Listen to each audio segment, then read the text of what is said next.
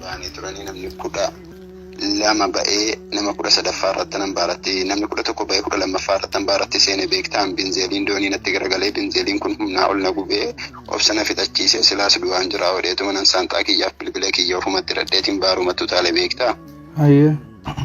Gaafa kana daakee kalas akka daqiiqaa 10 olii yoo xiqqaate akka daqiiqaa 20 olii ergin daakee ka'ee xiqqoo miilli kiyya lafa qaqqabee miilli koo gaafa lafa qaqqabu bakka abdiidhuma horadheetiin amma ijoollee dudduuba kootti jiranu yeroo baariin liqimsu usaa yeroo wal ba'e immoo ijoollee waama itti seenaani baatuun jedha beektaa ijoolleen bakka itti seenuu sodaatte namni illee doonii sana keessatti duddu'eeraa dubartoonni utuma achi keessa jiru du'anii beektaa.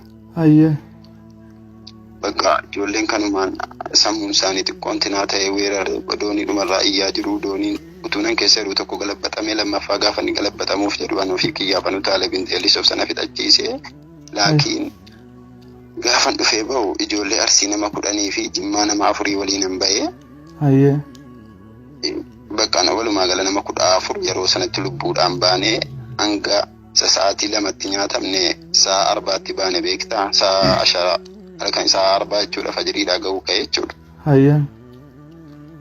Gaafa nan ba'ee intinaa jedhu sagaleen ijoollee inuma jira bahara kana keessallee danaazaan baay'eetu jira beektaa. Kalas namni kana sana itti olii beekuu hin dandeessu hunduu lubbuudha bakka akkasitti rabbiin nu baasee siin jechuudha. Ijoollee Arsii immoo kan waliin baane hanga Adaamaa waliin deemnee Adaamaatti na biraa bu'anii abbii jennaan mucaa wayii mucaa rasaasni cinaacharraa rukutee fayyaa qabaa dhufee Adaamaatti bu'eera. Abdulqaadir jennaan akkana mucaa Arsiiti. Musliim jennaan mucaa Arsii lixaatii innillee fayyaadhaan ba'ee. Sheekni tokkollee kan Yamanii irraa darasaa wayii kan dhufee jedhee innillee nyaatame akkasuma ba'ee dhufee innis sila Finfinneetti na biraa bu'ee Qaallittiitti. Kuuwwan immoo kanan nyaatameera jedhee shakku mucaa Arsii wayiitu jira ture poolisii Oromiyaa ture mucaan suni iqaama baafachuudhaaf Saawudiirraa ka'ee dhufaa jira maqaa isaallee addan baasne. Mucaan sun asan jiraachan jira jedhee hin dubbanne maaliif inshaallah ijoolleen yeroo sana lubbuudhaan baanii qayyi masqaliin fuudhee bor Finfinneetti na bira inuma dhufu. Ganaasaa jedhi qayyi masqalii keessatti arganii jedhan kan Arsiis kan Jimmaas ta'e ijoollee jirtu hundasii adda baaseen sitti magaruu irra hedduun kan dhumate Oromoo caala Tigireewota kanaa fi waan akkasii dhume beektaa. Inshaallah adda baasee ijoolleen keessa yoo keessa jiraates maatiidhaan sabbaraa jechuun waan tokko waan ta'eef isiin maashaallah bor. La ilaha illallah yaa Abubakar rabbi lubbuu kee hambise. Isin adanii yaabbattanii? Adanii yaabbannee ijaan. Sila dooniin maal taate shifeeraatu dadhabe moo in tabalaashaati? Maal sitti fakkaate dooniin kun gaafa adanirraa kaanee jennu sa'aatii 8 deemne yaaddeettaa baara Jibuutii kan namni sa'aatii 2 sa'aatii 3 sa'aatii 4tti kan namni ba'u sa'aatii 8 karaa imallee beektaa? Kan halkan sa'a 7dhaaf daqiiqaa 23tti doonii yaabbannee jenne sa'a itiniinitti dhufnee daarii baane beektaa?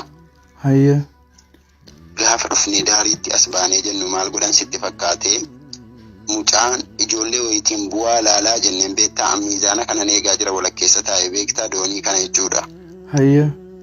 Dooniin gaafa lafa qabu doonii lafa qabeeraa bu'aa laalaa jennee ijoolleen bu'anii gaafa ilaalan bishaan gurmuu nama ga'a beektaa gateettii kana jechuudha. Ijoolleen lakkii kunii beekee ammas immoo fillafiitiin keenya saaraadha. Saaraaf baara immoo halkan addan beektu sii galee hurriidha waan ta'eef lamman saatu jechuudha. Baaruma sitti fakkaata yeroo laaltu sii galaa. Ijoollee yeroo buutee laaltu bishaan gateettiidha lakkii baara walakkaatti nu buusaa jira namichi hin buunu jedhee ijoolleen zahamaa godhee iyye beektaa. Kana gidduudhaan Affaariin baaraa hiliin dhufanii doonii kana qabani sii galaa.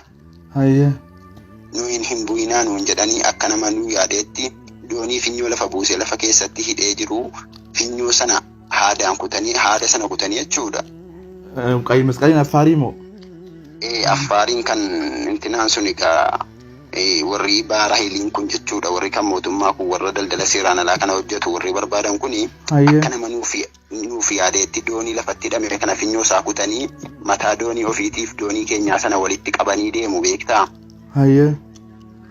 Nuyiif yaadan jennee yaanna beektaa sammuu keenya keessa lakkaa jarri doonii achi nuun cunqursanii dooniin immoo amalasii keessaa gaafa hidhaatti hiikamte baara keessa achi deemti malee as hin baatu beeki.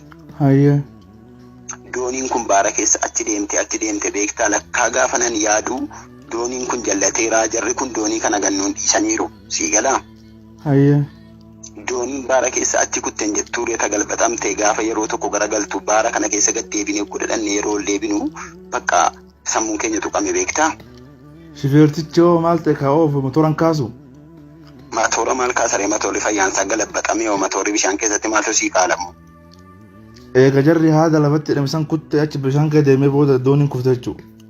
Dooniin kufte khalaas. Jarri ol simbiran jiru warri jarri sun. Jarri sun gaafuma baara keessatti nu fageessan ofii isaaniitii doonii isaaniitii gannu dhiisanii ofii nurraa deebi'anii beektaa akka waan dadhabaniitti. Hayyee. Kalas keenya dooniin baara keessa kuttee kalas baarii namarra garagalee jechuudha. Laa ilaaha illallah. Ijoolleen shamaraa hoo jirti? Ijoolleen shamaraa ijoollee Oromoo gara Booranaa kana jiru beektaa. Hayyee. Booranaa warra daangaa bulluu kanarraa wal quunnaman kanatu jiru. Hayyee. Ijoollee sana keessaa yoo xiqqaate ijoolleen sun nama 5 wayii taati nama tokko qofa qayyii masqaliitti argamte jedhanii amma yoo naatti. Hayyee. Lammiin Tigree tokko immoo kanaadha ilmoo ji'a 3 qabdu tokko immoo isiinis mucaansiis du'aa jiraatu baargama na argamee jedhan. Subhaanallah. Hayyee. Sitti rabbii lubbuu keenya hambisee alhamdulillah alaa kulli haal warra du'an illee rabbi hadhiisu wannan quba qabu hanga ammaatti kanaasiin jechuudha. Laa ilaaha illallah. Amma eessa jirtaati? Booleen jiraan amma Finfinnee. Mootummaa sin fide? Irratti mootummaan nu Finfinnee yeroodhuma sana yeroon baara keessaa bahu ijoolleewwan arsii kanaa wajjiniin bakka silaa saayiba beektaa gamatti. Hayyee. Abdii baharaa daarii qabannee ijoolleen jajjabni kun jirti baarii kana daarii qabannee osoo deemnu sana booda saaraa kana keessaa xiqqoo achi baanee baara kana keessaas immoo achi qaxxaamurree makiinaa wayii dhufee qarshii 50 riyaala Saawudii walirraa kaffallee hayyuu dhufne beektaa. Hayyee. Hayyuurraa amma mushwaara qabadheen daangaa antinaa Jibuutii kana keessaa gaafa baanee jennu kalaas daangaa Itoophiyaa seenne sanarraa salaan baasii qabadhee tanarra dhufee Adaamaa seenne.